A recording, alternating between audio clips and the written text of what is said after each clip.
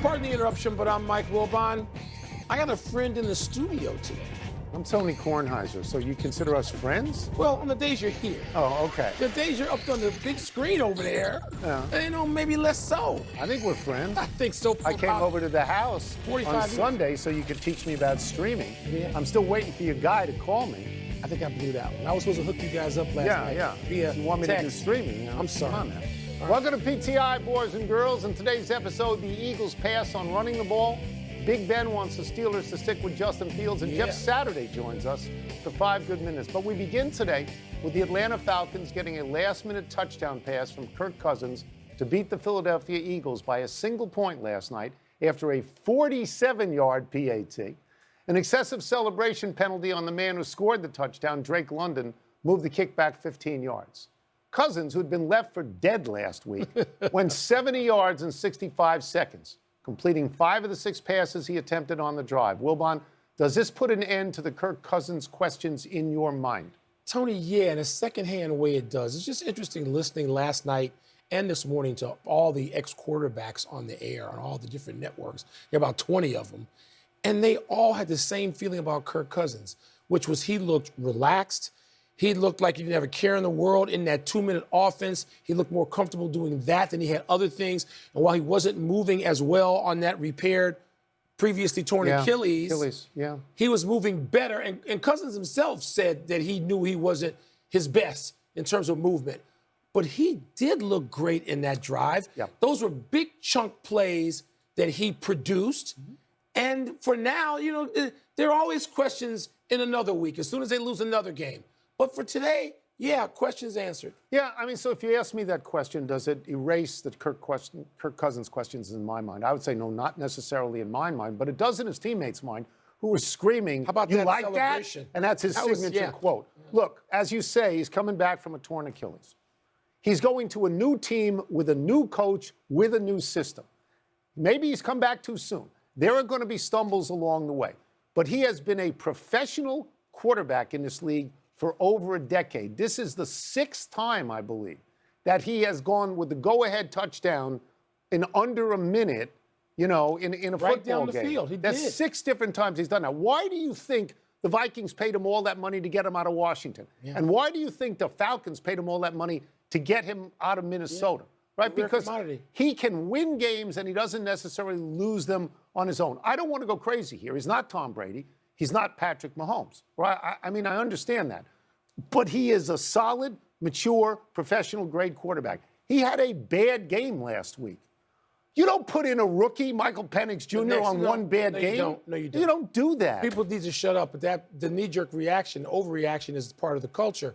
But, Tony, let's give a nod to his offensive line. Kirk Cousins had all kinds of time back there most of the night. Most of the night. People talk about getting rid of the ball in 2.5 seconds. I know. He could have gone 4.5. He could have doubled his time holding the ball, and he was still okay. So I think when you're moving around on a bum Achilles, which is not even a year out from being repaired, I think that's an important thing that your offensive line gave you that kind of time. What is interesting to me is that the big buzz that lingered on 2 teams in preseason lingered on Atlanta and it lingered on Green Bay, that they would take big leaps. They both lost the first week, and everybody said, oh, my God, they're done. Now they win, and now everything is right. The problem, it's a 17-game season, a long season. The problem for Atlanta, I believe, is they host Kansas City next week. That's a tough game. Kansas City has won both of its games by a play. But they've... At home. But they've... At home. But they've... I'm just... Not a dynasty of 1, my friend. No, it's a dynasty of 3, but, they come to an end. How many people have won 3 exactly in a row? In a row? Nobody. The Eagles could have closed out that game with 1:46 to play, but instead of running the ball and getting the clock under 1 minute on a 3rd and 3, Eagles coach Nick Sirianni called for a short pass to Saquon Barkley, which we know he dropped. The clock stopped, the Eagles kicked the field goal, and the Falcons won. Now, Saquon said he'd let his team down. Tony, are you blaming Saquon or Sirianni? So I watched a lot of television this morning, and I saw this being debated. And I watched, and I was actually agape. And I thought to myself, what are you talking about? It's a perfect pass. He's going to catch the pass. He's going to make a first down. At least the first down. They're going to win the game. They're going to win the game, okay? He is a Pro Bowl back. And over the last 3 years with the Giants, he caught 139 passes. He dropped the ball. Yeah. I get it. Yeah. But it's the right call because it was going to work, right? I mean, to me, if you want to blame Nick Sirianni, it's only because you hate his guts. You probably blame him for COVID as well because it worked. It worked. The pass was good. The other thing I heard where some people were saying, well, you run on third and then you pass on fourth. Pass on fourth because the analytics say so. And you go, whoa. The analytics? What are you talking about? Cop-out. The ESPN BPI, what are you talking about? You kick a field goal on fourth. You're up 3. You got to get up 6 and force them to get a touchdown to beat you. Okay. I'm not going to disagree with you, and I'm not going to yell and go crazy. Like yesterday. Like yesterday. Yeah. Because I'm okay with the call. I'm okay with it. It's not the best call. Tony, it's a first down that the Eagles do better than any team in the league. They get under center with Jalen Hurts, and they run that brotherly shove, and you're not stopping it because Atlanta didn't stop it earlier in the game. Atlanta did stop a pass play at the goal line earlier in the game from the Eagles. So, Kellen Moore, I'm going to blame him for the call. I don't know whether it's Sirianni or Kellen Moore. I'm not. But, Tony, I'm going to run it on third down, which brings the clock down. Okay, I'm going to ultimately get close to 40 seconds. Okay. And then run again? First of all, Saquon Barkley can get you to the 1. Running the ball, and then I'm going to run it again with the brotherly shove, and I'm going to get in, and there's no drama. It's none. A perfect play. It was not executed well by the man trying to catch the ball. It was a perfect pass. Let's get to the heart of the matter here. If you're going to blame somebody, blame the Eagles' defense. Yeah. Now they let Cousins go right down the field. They are paid to stop the other team's offense. Home. And they had pretty much all game. Yep. And then they allowed Kirk Cousins to go, 70 yards? In no time. 6 plays? Yeah. So are you going to blame Sirianni for that? I'm blaming the defense. No. Again, I'm okay. I don't think there's all that much screaming and yelling to do over the play call. But there was a safer, more high percentage play to call. I don't know. You mean to tell me they're not going to – you've seen the brotherly shove. I know. They just plow into the end zone. I'm just telling you that the play that was called was perfect. It was, and it didn't except work. It wasn't perfectly executed. We stay with football. We move to Ben Roethlisberger and his podcast, which have gotten a lot of airtime on PTI in recent months. Ben. You know I love Big This time, Roethlisberger played the role of Mike Tomlin, and he said, I'm quoting here, if Russ is healthy, I'm sticking with Justin. I think that he has earned the right to stay there, unquote. Wilbon Roethlisberger picked Justin Fields over Russell Wilson for the foreseeable future, and I ask you, are you with him? Hell yeah. Yes. I got into this fight with the violent disagreement with my brother over who is going to start the season for the Steelers, Wilson or Fields. And I said Justin's going to start. Now, I know that probably wouldn't have been the case had that calf been healthy. That's right. But the point is, that's the way it played out. They're 2-0 with Justin Fields. Justin Fields is getting something now that he didn't get in Chicago, and that is adequate or better coaching. He's getting rid of the ball in 2.5 seconds or less all the time now, consistently, when he never did it in Chicago. You know what percentage of his passes he's completed when he gets rid of the ball in 2.5 seconds or less? I have no idea. 100%, the only quarterback in the league. Okay. So Justin Fields is an improved player. Right. He's dynamic. He can do something Russell Wilson can no longer do, which is make big plays with his legs. You know his teammates have got to be feeling him right now. He's younger. You can plan with him. Justin Fields has been Roethlisberger accurate. He says is your starter. If you're going to shout out to your brother, use his name. Say Don. Don't just say my brother, okay? It's the little brother. He didn't get the confluence of people in this makes me so happy because everybody we're going to talk about, and you have talked about, is in the Mike Wilbon Hall of Fame. Yeah. You love Roethlisberger. Yes. You want him first ballot in the Hall of Fame, and you've said this for years. Yes. Okay. You love Fields. Last year, before the draft, you were going to keep Fields, even if it meant not drafting Caleb Williams, who you also love. Yes. You love Russell Wilson because I've sat here for 3 years and I've said, stick a fork in him. He's done. And you've said, no, he's getting bad coaching. And you named Nathaniel Hackett, you named Sean Payton, and you said the problem with Fields, he's getting bad coaching, as you just said again. So when you got a question like this, I anticipate your head exploding. I'm going to stay with Roethlisberger on this because I'm going to say that unless Justin Fields entirely flushes the mouse, which is an expression I like to use, he ought to be out there. Now, his resume is nothing special. He's led them to 1 touchdown, that's all. That's okay. I want to get the number right. 273 yards. You think he's better great than his passer? stats. 273 yards passing in 2 games, which is getting close to Bryce Young territory. Yeah. And I don't believe that Russell Wilson would be worse, but I would keep Fields out there on a short leash. And you know what I would do? I would put Russell Wilson in the middle of the game like they do in soccer if I needed to. I would do that. I wouldn't What's the mind problem with that? But you know what? You start Fields, they could be building something there. Yeah. Because the Steelers are well coached. Yes. All of them, including That's the right. quarterback. They That's are. right. But he hasn't produced much so far. Fields going to be all right. He's going to be all right. Did you see the Roethlisberger quote? What? If you told me they were 1-1 or 0-2 and this is going on, I'd say, well, you got to do something. So it's just about the record. It's not that the play is good. It's just about the record. Let's take a break. Coming up, what is the Saints offense doing differently? The Bears' offensive line that actually protect Caleb Williams. It sounded to me like Roethlisberger was saying, if Justin is with our great friend, ESPN NFL analyst Jeff Saturday, we're going to start with this. I had to go to the glass. It's about Wilbon. Wilbon wanted to fire Ravens offensive coordinator Todd Monken yesterday. Wanted to fire him. Can him. Yeah, get out. They're not giving the ball to Derrick Henry down the stretch. How often does an offensive line roll its eyes? You played offensive line at an offensive coordinator's strategic decisions. Oh, there's a famous video of Peyton and I on the sideline. It's not just your offensive coordinator; it's your quarterbacks as well. So as an offensive lineman, there is a decent amount of times where you think to yourself, you're like, really, man, that's what we're going to do right here. I will say this though, Will, but I will say this: it was not just the play call. They had 11 penalties as a team. It was as sloppy as I have seen the Ravens play. I'm with you. I want Derrick Henry more and more, but they shot themselves in the foot a great deal. I was disappointed in the overall execution of the team. 11 penalties for a John Harbaugh coach team is a rarity, and that's how you lose to the Raiders and at home. And so big loss for them. But it's not just it's not just the OC. It's just the way our game has gone. So I'll leave it at that. I was angry at the Ravens for not running Derrick Henry. I'm just terrified at my Bears not being able to protect Caleb Williams. Jeff, I'm going to zero in on one specific part of the offensive line woes. The interior was so ineffective.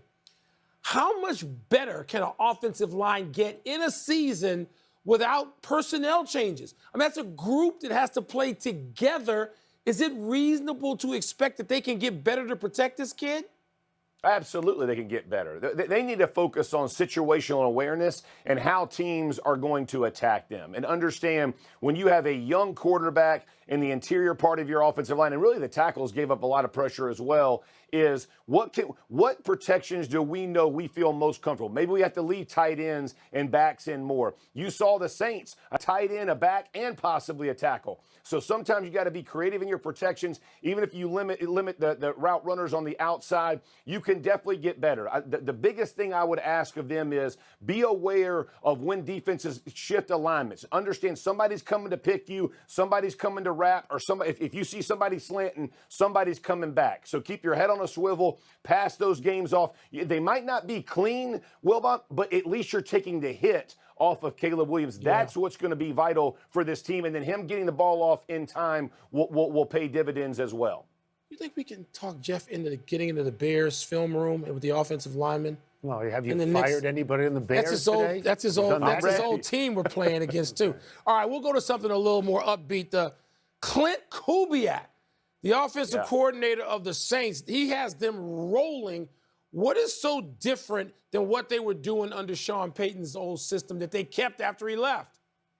A lot of shifts, a lot of motions, a lot of formations where you're trying to out-leverage where the defense alignment is. And if you watch this past week's game, you saw a lot of great angles, very similar to how San Fran blocked up their first week and the way that they took advantage of angles. And Shanahan run offenses do this quite a bit. They're going to give tight ends good angles. They're going to give blocking backs very good angles. The linemen who are blocking the second level, they can get through. And so you saw a lot of that.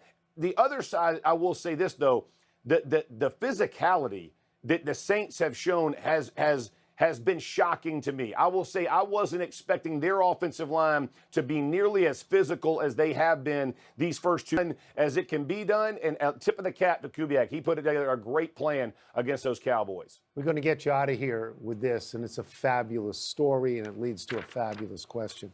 The Packers center Josh Myers vomited on the ball. Let me repeat that. Vomited on the ball before snapping it to Malik Willis on Sunday.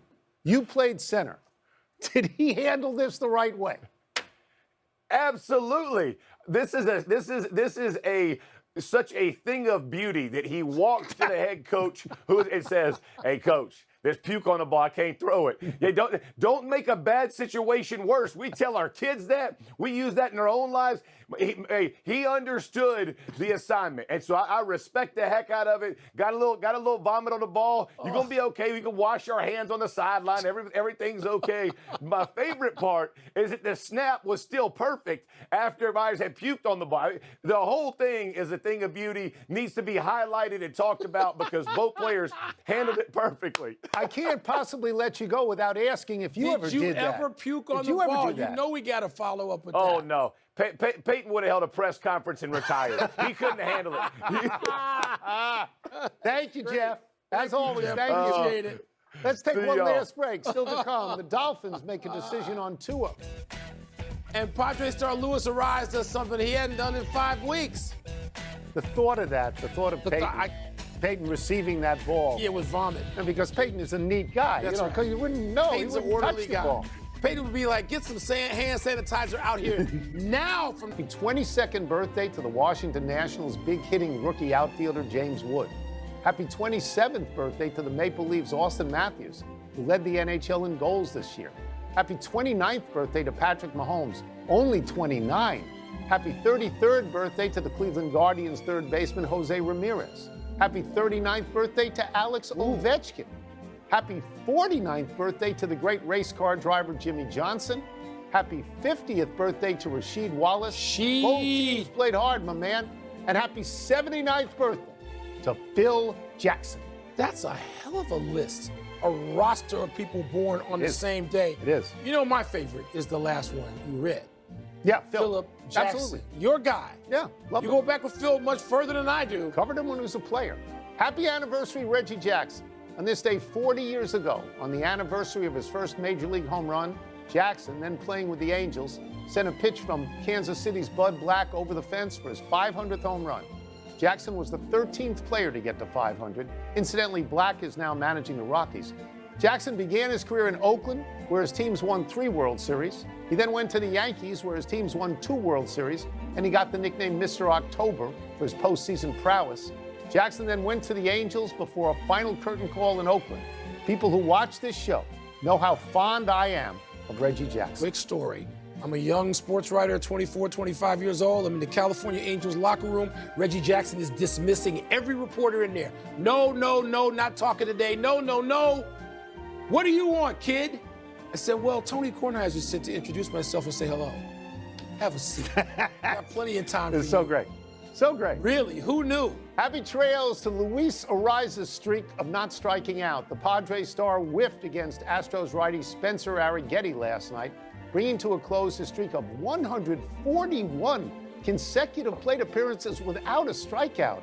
This is the longest streak since Juan Pierre won 147 straight plate appearances in 2004. It's the second longest streak in Padres history behind Tony Gwynn's 170 in 1995. Ariz bounced back, getting hits in his next 2 at-bats to raise his National League leading average to .323. He already has batting titles with the Twins and the Marlins. How is this guy on a different team? Because analytics tells some fools to do something else and they don't pay attention. Whenever you have Tony Gwynn and you mention him on the show, you know what happens over time now? To me, Tony Gwynn has become a mythical figure in baseball. And we don't talk about him enough, his talents, his exploits, his discipline, his genius with a bat in his hands. It may be second only to Ted Williams. Yeah. It's possible. You could argue that. Quick to the big finish. The Dolphins are placing Tua on IR until at least week 8. Your thoughts? I don't want follow-up updates on Tua all the time. I just want him to get well over whatever time it takes.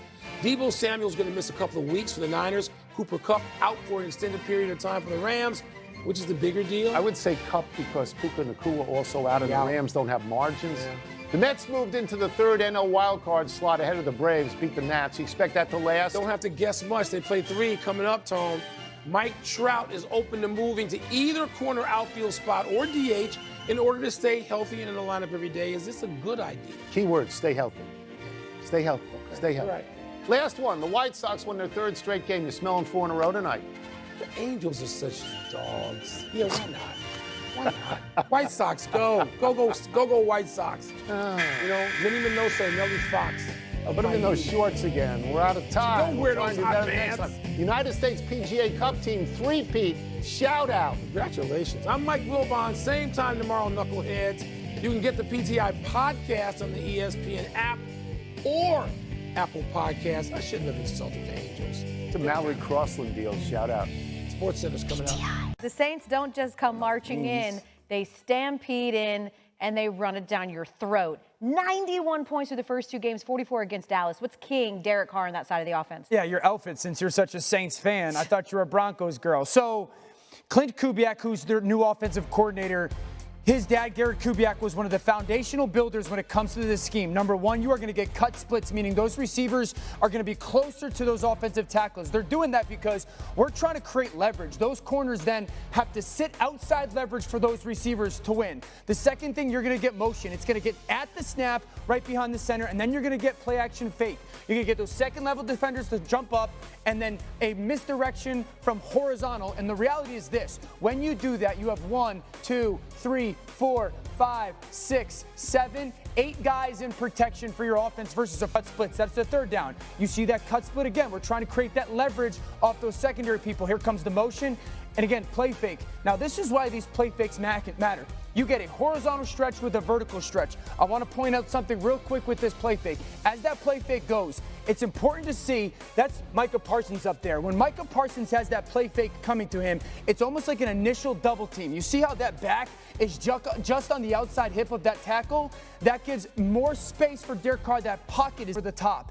There's that shrunk down split again, early down. We're going to get this motion. Derek Carr is under center. We're going to horizontal stretch the defense, and we're going to play action past the defense. You get that same set. Again, look at the pocket. There's that 8-man protection. Derek Carr has plenty of space to work. And where's this defender going to be when that ball gets caught? Trailing behind, because all that split shrinking down forces those guys to play outside leverage. You pull up that second level with that play action, and there's those windows behind the defense. That's really the foundation of this offense.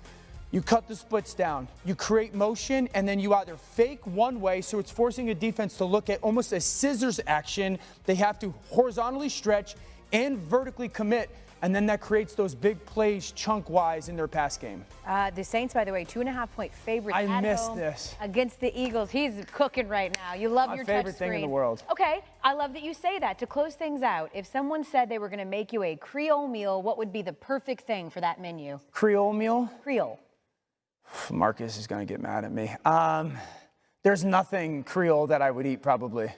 Do you know what Creole food is? Isn't it like a stew almost, right? Amongst many So things. there's seafood, potato, Gumbo, sure. sausage. A po' boy. Not having any of that. A No, shrimp remoulade. absolutely not. Top it off with a Sazerac. 0% chance. I feel like I'm speaking If I can't hieroglyphics. pronounce it, I'm not eating it. Okay. Well, hints boiled eggs. That's about it for you, Boiled man. egg. Spell it. Chicken. Guys, unstoppable. You never disappoint.